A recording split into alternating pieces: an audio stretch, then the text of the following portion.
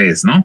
Y querido por todos, yo creo. Bueno, odiado por la comentocracia tradicional. Y quiero decirles una cosa.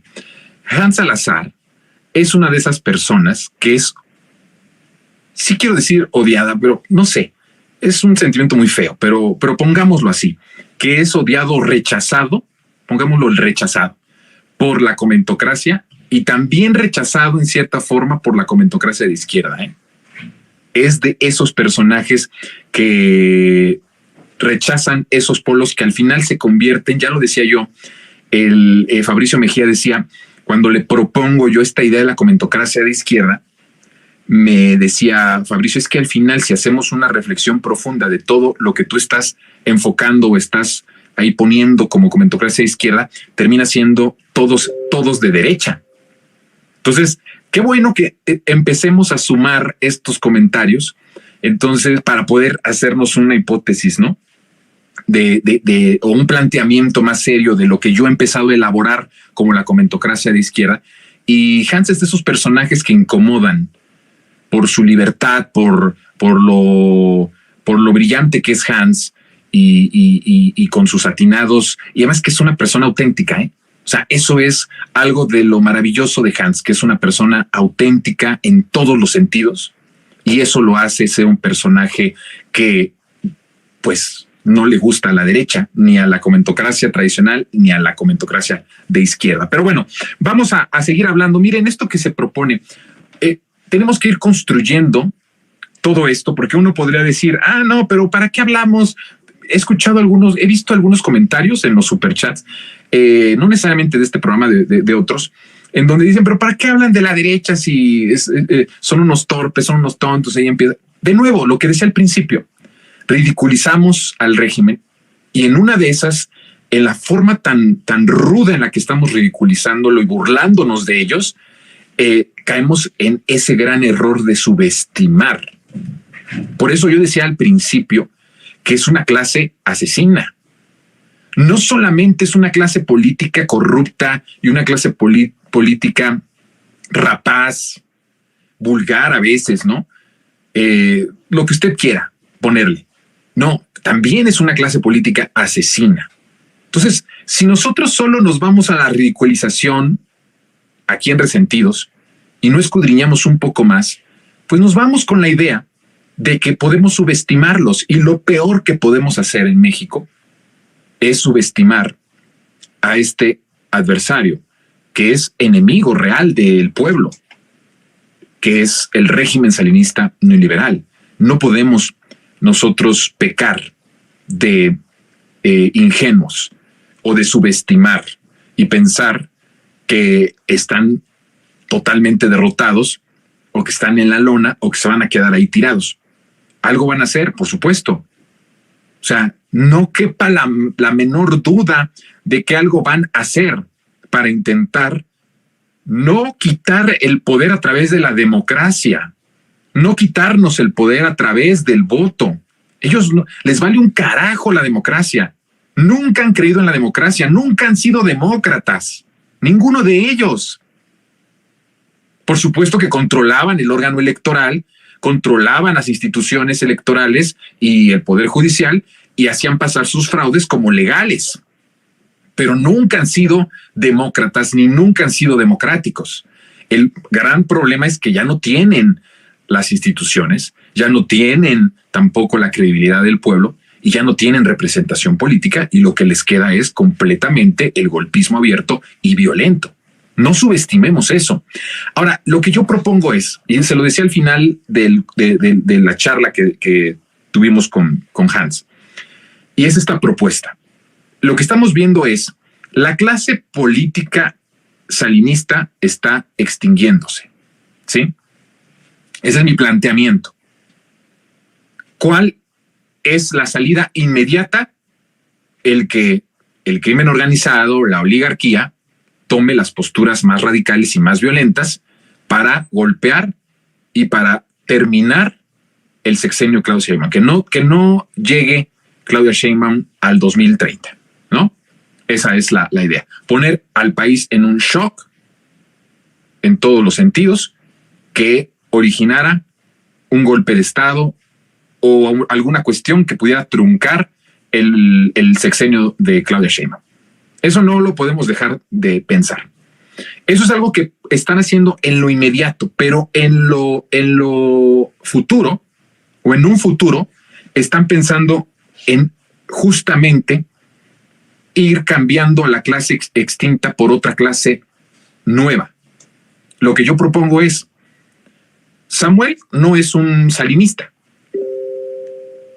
O sea, ¿qué significa? Samuel no es un político salinista en el sentido de que además es una persona joven, no está, no es parte de todo ese grupo político por su juventud, porque no nació en el momento, en el tiempo, y entonces no se le puede identificar como un salinista. Estamos viendo una nueva clase política. Ojo, cuando digo nueva, no se alebresten. No estoy diciendo que por nueva sean buenos, estoy diciendo que es una nueva porque no están identificados con los salinistas.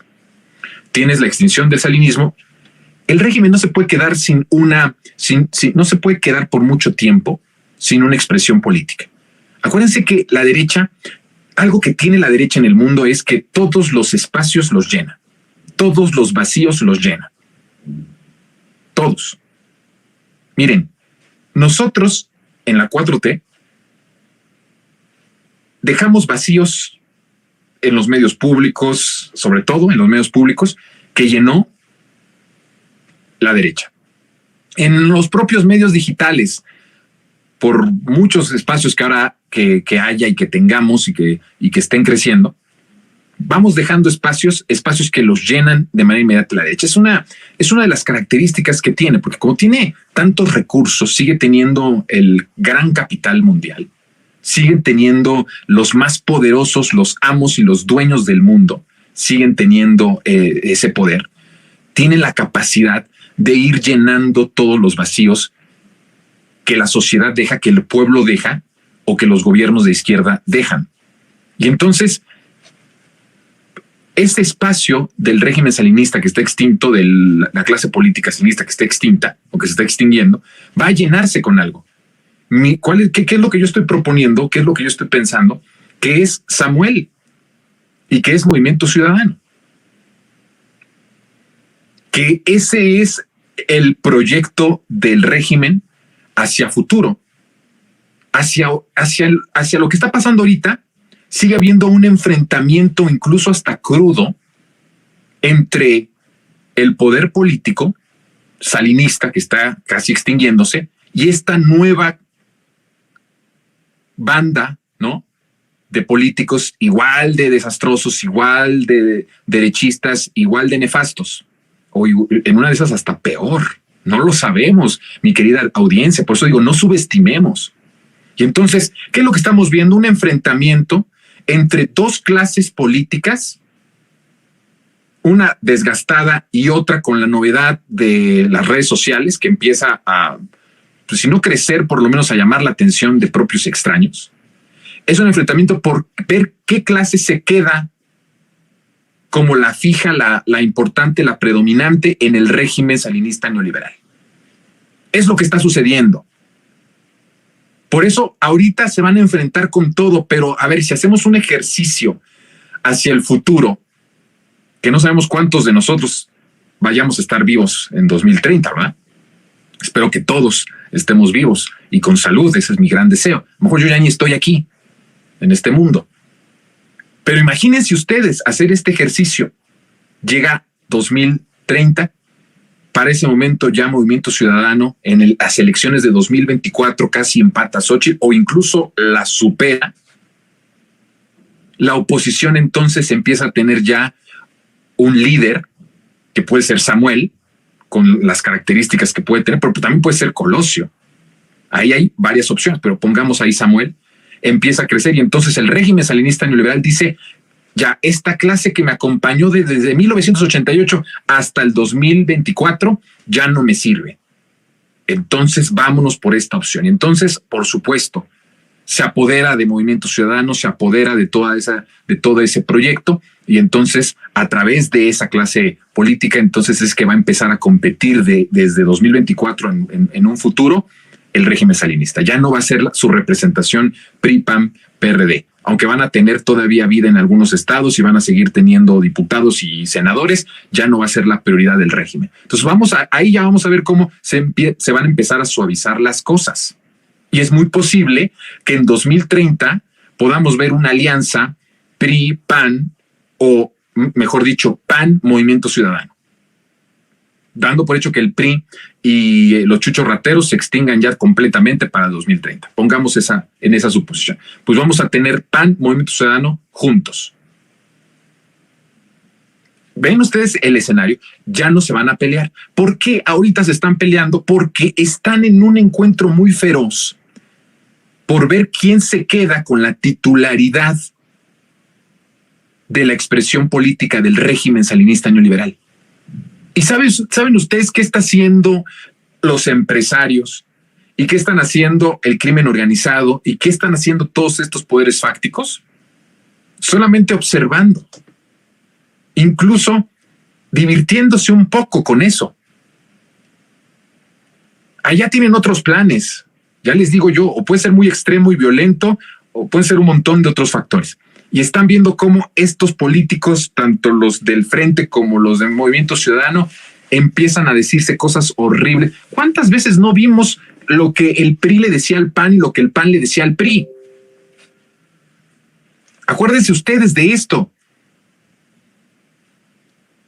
Fox, cuando le decía mariquita a la Bastida, que le decía chaparro, que le decía un montón de cosas y lo ofendía, y el otro también empezaba ya a defenderse. Y todo este show que estaba ahí completamente armado, porque eran lo mismo, el mismo proyecto, pero por supuesto, estaban en una disputa por qué expresión política llegaba a la titularidad del Ejecutivo.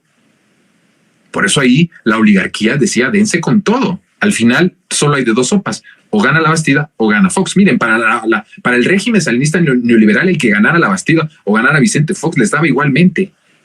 Con ambos iban a seguir siendo ellos los amos y señores del país. Con ambos iban a seguir devorándose como lo devoraron con Calderón, como lo devoraron con Peña Nieto, sin importar si era PAN o PRI. Se peleaban, se han peleado, bueno, se han matado.